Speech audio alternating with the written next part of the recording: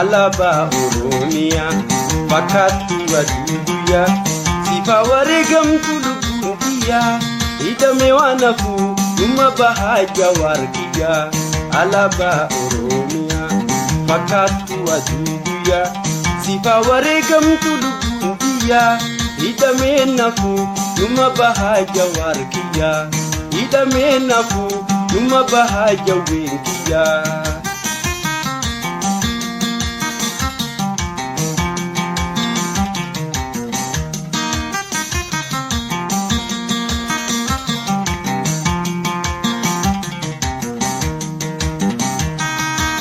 Ya gairo meha ajawari da bafna Ya gairo meha ajawari da bafna Ya gairo toha agotani da bafna Danga Oromia hogga sirreeffanna Dinnan Oromoo firraa biyya bafna Dinnan biyyatiyyaa firraa biyya bafna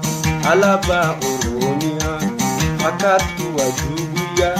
Sifa wareegamtu lubbuun kiyya Idame nafu Numa bahaja wargiya Alaba Oromia fakkaattu aduubuyya Sifa wareegamtu lubbuun kiyya Idame wanafu Numa bahaja wengiya Idame nafu Numa bahaja wargiya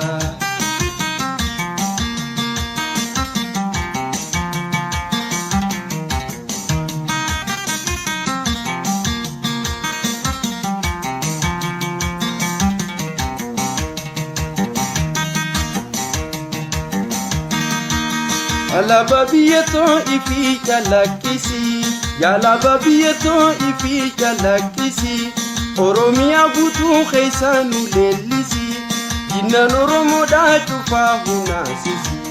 Dinnan biyyatiyya hunda hunasisi Alaba Oromia fakkaattu aduubuyya Sifa wareegamtu lubbuun kiyya Idame wanafu Numa bahaja wargiya Alaba Oromia fakkaattu aduubuyya Sifa wareegamtu lubbuun kiyya Idame wanafu Numa bahaja wargiya Wakati naftu Numa bahaja wengiya Rorroon biyya isan baatu Hinfeetu biyya namaa Rorroon biyya isan baatu Hinfeetu biyya namaa Sayomuma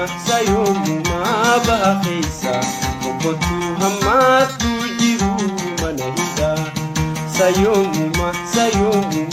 baha keessa Okotu hammatu jiru mana hidha